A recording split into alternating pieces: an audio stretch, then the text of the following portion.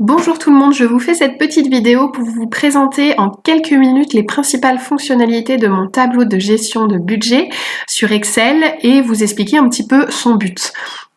Ici, vous êtes sur un onglet de synthèse mensuelle, en l'occurrence celui du mois de janvier, mais vous avez un onglet comme ça pour chaque mois de l'année.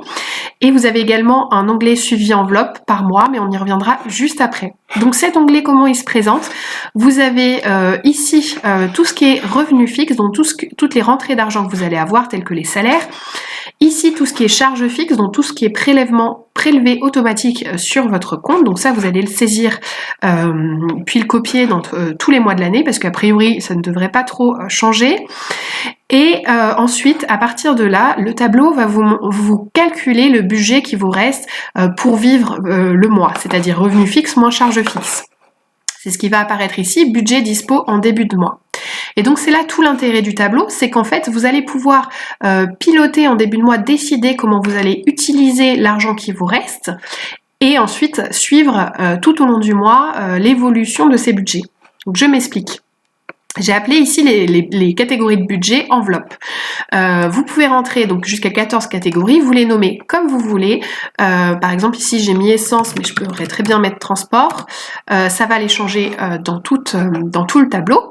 En tout cas tout ce qui concerne janvier, c'est-à-dire que vous pouvez faire des catégories différentes mois par mois. Et vous allez choisir en fait de répartir, donc là il nous reste 1115 € pour vivre dans le mois, revenu moins charge, et vous allez décider en fait comment vous allez utiliser cet argent dans les différents budgets.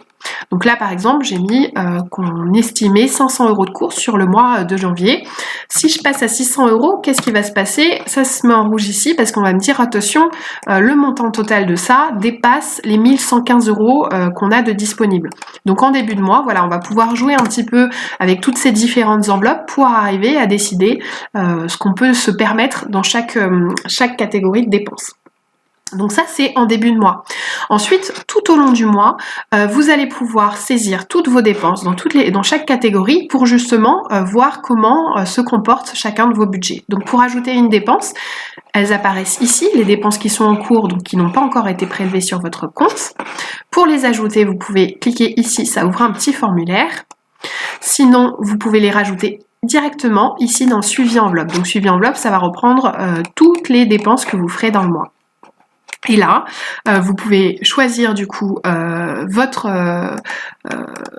catégorie de dépenses. Hop, vous mettez votre date. Je sais pas, vous êtes allé à Disneyland et vous avez dépensé 200 €. Qu'est-ce qui va se passer? Quand vous revenez sur votre synthèse, en fait, il va intégrer la dépense que vous avez ajoutée et il va recalculer les enveloppes. Donc là, en l'occurrence, j'ai largement déplacé le budget loisir que je m'étais donné parce que j'avais certainement déjà du loisir enregistré et puis je m'étais donné que 100 €. Donc je suis à moins 162 €.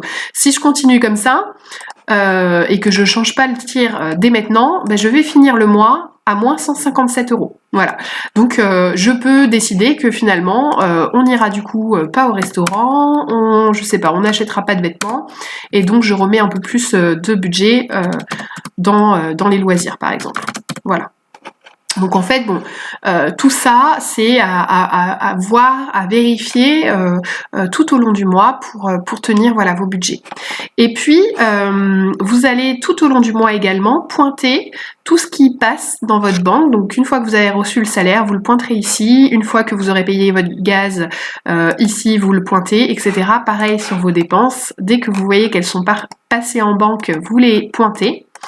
En fait, tout ça, ça va vous permettre de tenir à jour en permanence votre reste à vivre qui arrive ici. Donc là, il est à moins 700 € parce que voilà, j'ai pas fait bien toutes les étapes. L'idée, c'est vraiment de vous donner les grandes lignes. Mais si vous suivez bien toutes les étapes, l'avantage vraiment de ce tableau de budget et ce qui fait la différence d'une application ou des choses comme ça, c'est que en fait, vous voyez le futur finalement. Et vous voyez exactement à combien il vous reste vraiment à vivre, quoi. Donc voilà pour les grandes lignes de cette gestion mensuelle. Ensuite, vous avez une petite synthèse annuel ici. La synthèse annuelle, elle va reprendre notamment un graphisme sur l'année avec en bleu vos rentrées d'argent, ici en orange vos sorties. Les sorties fixes sont en orange foncé et les sorties variables, donc toutes les dépenses qu'on a enregistrées sont en orange clair, donc tout au jour du mois. Là j'ai rentré que les salaires et les dépenses fixes, pardon. Donc voilà, c'est pareil chaque mois. Et puis vous allez avoir un petit tableau aussi qui va vous permettre de gérer tout ce qui est revenu ou charges exceptionnelles. Par exemple, si vous avez des charges qui tombent tous les trimestres, ici j'ai mis l'exemple de l'eau, tous les trimestres, j'ai rajouté la charge. Ça vous permet vraiment de penser et d'anticiper toutes ces charges exceptionnelles ou même des revenus exceptionnels comme des primes par exemple. Et enfin, une dernière petite fonctionnalité, il y en a d'autres, mais je vous présente vraiment les principales. Ici, vous avez un onglet Analyse des dépenses. Cet onglet, il va vous permettre de vérifier, de regarder mois par mois quels ont été vos plus gros postes de dépenses. Donc ici, avec le mois de janvier là, et les 200 € de Disney que je viens d'ajouter, forcément, les loisirs sont très importants. Mais voilà, vous allez pouvoir vous rendre compte sur quel poste vous faites vos plus de dépenses avec un petit tableau récap ici. Et vous avez un autre onglet d'analyse ici. Alors là, tout est à 0 puisque je n'ai rempli que le mois de janvier, mais c'est le montant total de vos dépenses. Donc vous verrez sur toute l'année quels sont les mois où vous avez fait le plus de dépenses et ensuite vous pourrez trier par catégorie pour voir quel mois vous avez dépensé le plus en courses, etc., etc., avec une synthèse ici. Voilà, ce sont les principales fonctionnalités de ce tableau.